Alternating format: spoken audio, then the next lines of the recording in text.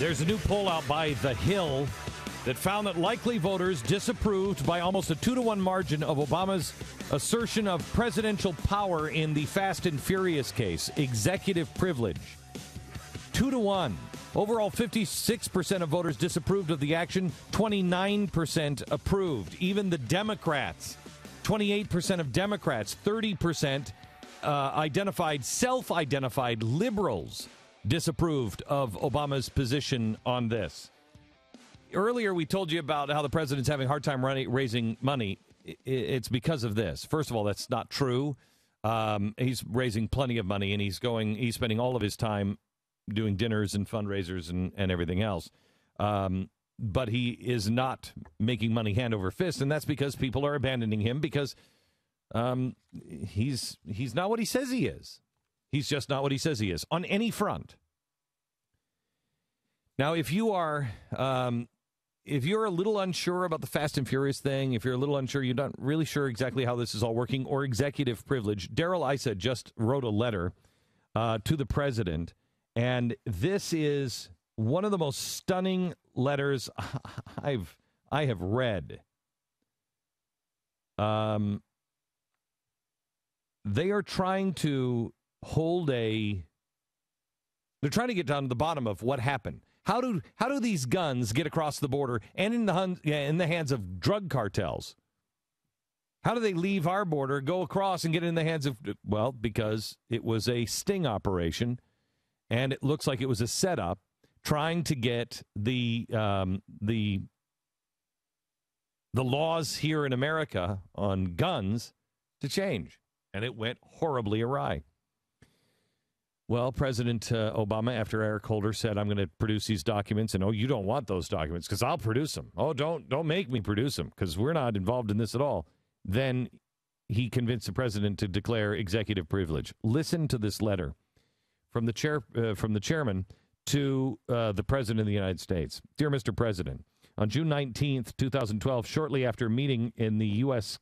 Capitol, Attorney General Eric Holder wrote to request that you assert executive privilege with respect to Operation Fast and Furious documents, which he is withholding from this committee. The next day, Deputy Attorney General James Cole notified me in a letter that you had invoked executive privilege. The committee received both letters minutes before the scheduled start of a vote to recommend the full House hold the Attorney General in contempt of Congress for refusing to comply with its subpoena. Courts have consistently held that the assertion of the constitutionally based executive privilege, the only privilege that can ever justify the withholding of documents from a congressional committee by the executive branch, is only able to be applied with respect to documents and communications that implicate the confidentiality of the president's decision-making process, defined as those documents and communications to and from the president and his most senior advisors. This is critical to understand.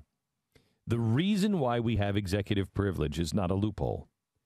It's because if the president makes a decision and somebody says, I want to know how that decision was made, nobody in their right mind is ever going to give the president candid decisions if they know, or candid opinions, if they know that they can be hauled out in front of Congress and be blamed for something. Nobody's going to say anything risky to the president. And so what executive privilege is to allow people to say risky things to the president.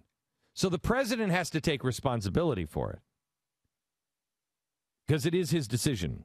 But you're trying to protect those people who are communicating directly with the president. Accordingly, your privilege assertion means one of two things. Now listen to this. Either you or your most trusted senior advisors were involved in managing Operation Fast and Furious and the fallout from it, including the false February 4th, 2011 letter provided by the Attorney General to the committee, or you're asserting a presidential power that you know to be unjustified solely for the purpose of further obstructing a congressional investigation. Got it? You can only say that this is executive privilege if you were involved. You can only say that if your highest advisors had talked to you about it. And that confidential conversation, because you had to make a decision on it, that confidential conversation is now protected because of executive privilege. But if the president or his highest advisors were not involved, as he says, there is no executive privilege. Because you're not trying to protect the president. The president didn't do anything. The president didn't say anything. None of his advisors talked to him about it. So there is no executive privilege. To date, the White House has steadfastly maintained that it had no role in advising the department with respect to congressional investigation. The surprising assertion of executive privilege has raised the question of whether this is still the case. As you know, the committee voted to recommend the full House hold Attorney General in contempt of Congress for his continual refusal to produce relevant documents in the investigation of Operation Fast and Furious. There's 130,000 documents that they won't turn over. Last week's proceeding would not have occurred if the Attorney General actually produced the subpoenaed documents he said he could provide. The House of Representatives is scheduled to vote on the contempt resolution this week. By the way, that happens tomorrow as well. Tomorrow could be a very, very long day for this White House. I remain hopeful the Attorney General will produce the specified documents so we can work towards resolving this matter short of a contempt citation. Furthermore, I'm hopeful that, consistent with assertions of executive privilege by previous administrations, you'll define the universe of documents over which you asserted executive privilege and provide the committee with legal justification from the Justice Department's Office of Legal Counsel. So, in other words, you can't say all 130,000 documents are falling under executive privilege because were you involved in all of those? Tell us how you're doing that. How are you justifying this? He goes on later to say, I met with Attorney General on June 19, 2012, in an attempt to resolve this matter in advance of the committee's scheduled contempt vote. We were joined by a whole bunch of Democrats, blah, blah, blah, blah, blah.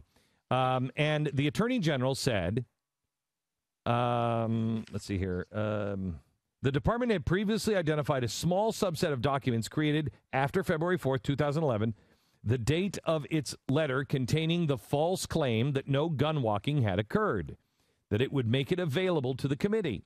The Justice Department described this small subset as a fair compilation of the full universe of post-February 4th documents responsive to the subpoena. So we just wanted this. And Holder said I could do it. And I don't need 130,000. We just want this fair compilation of these documents. Here's where it gets really good.